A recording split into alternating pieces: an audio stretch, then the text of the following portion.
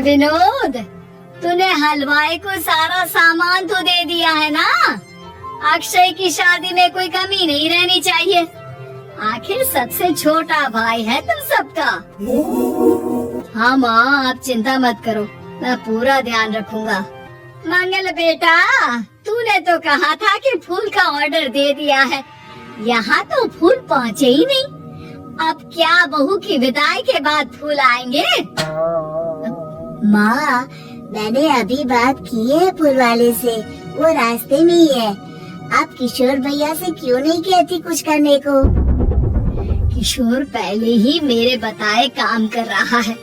पास के सभी रिश्तेदारों और मोहल्ले वालों को कार्ड वही तो देकर आया था। रिसेप्शन के लिए हॉल भी उसी ने बुक किया था। टेंट कुर्सी वालों को भी तो वही देख रहा है।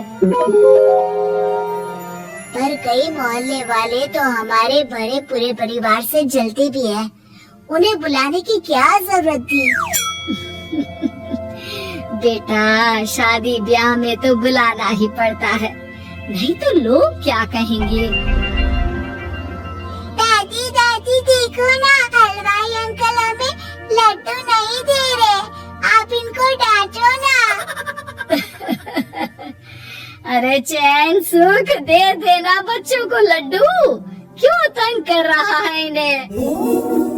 बीबी जी, मैं कहाँ मना कर रहा हूँ, लेकिन लड्डू बनते ही ये बच्चे उठा उठा कर खा लेते हैं।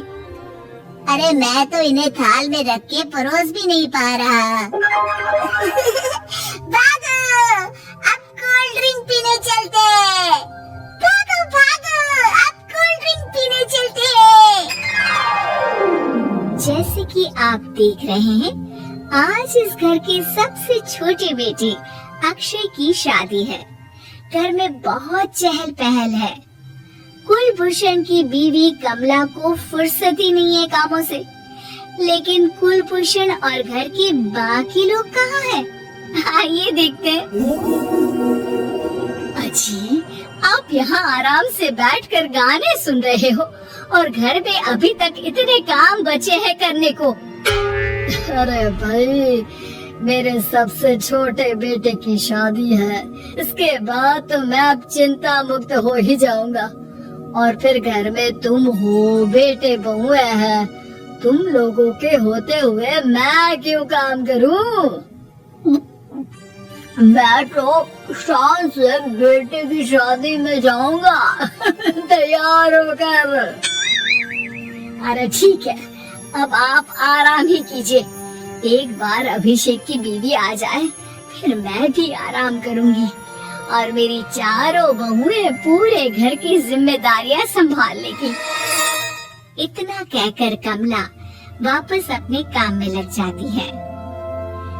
बेटा भी, तू अब तक तैयार नहीं हुआ? किससे बात कर रहा है फोन पर? तैयार कैसे हूँ? सैलून जाने से तो आपने मना किया है, क्योंकि मुझे हल्दी लग चुकी है। भाभीयों को देखो, सुबह से पार्लर में है। अक्षय की शादी हो जाती है और नंदिता बहू बनकर घर आ जाती है, लेकिन इस घर की खुशियों को मानो किसी की नजर लग गई थी। नंदिता के आने के बाद आए दिन घर की शांति भंग होती रहती।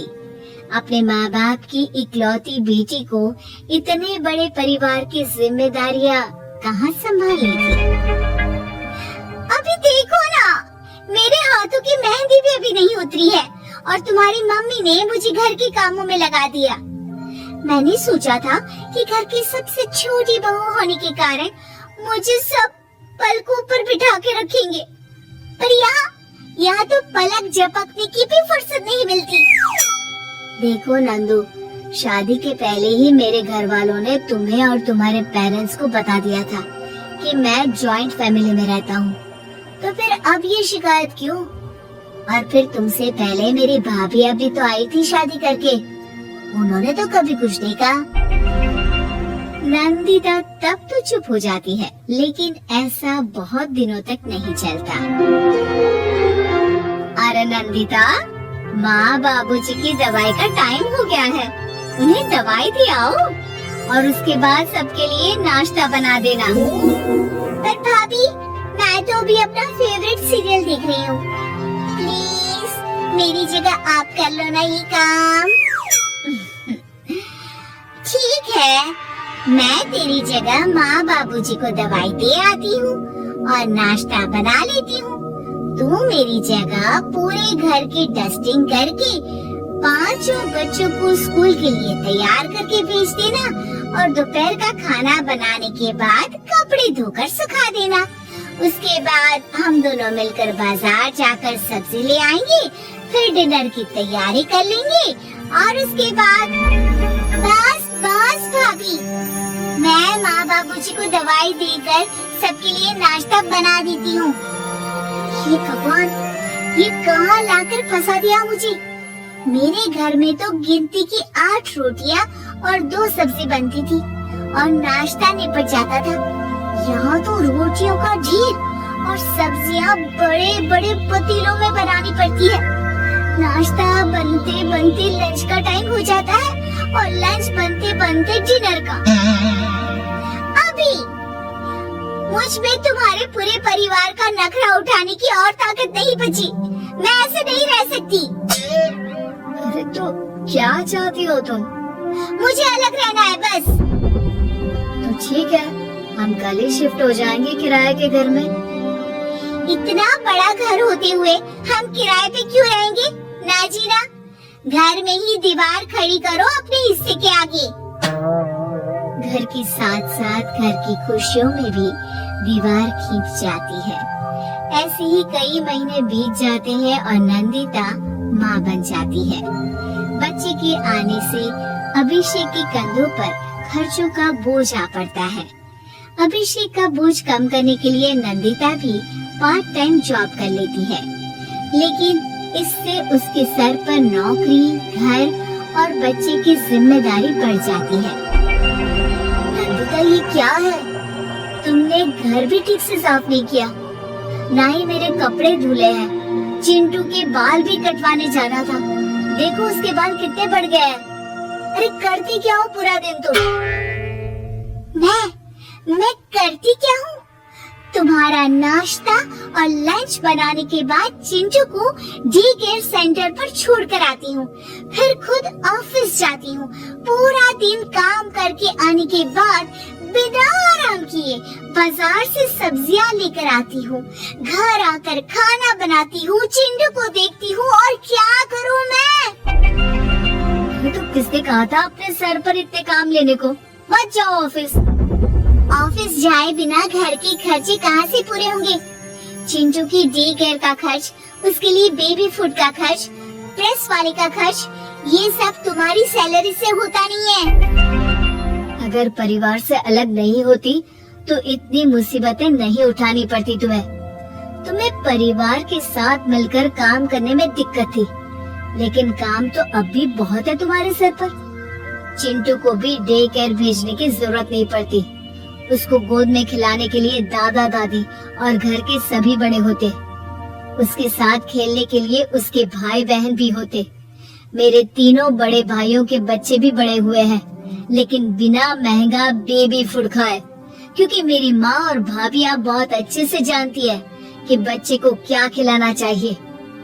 बिजली के बिल जैसे खर्चे भी सब मिलकर बांट लेते थे, लेकिन तुम्हें तो सबसे अलग रहने में ही मजा आता है, तो आप शिकायत क्यों करती हो? बस करो अभिषेक, बस करो।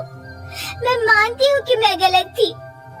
मेरे एक गलत फैसले ने हमें बिल्कुल अकेला कर दिया है सबसे।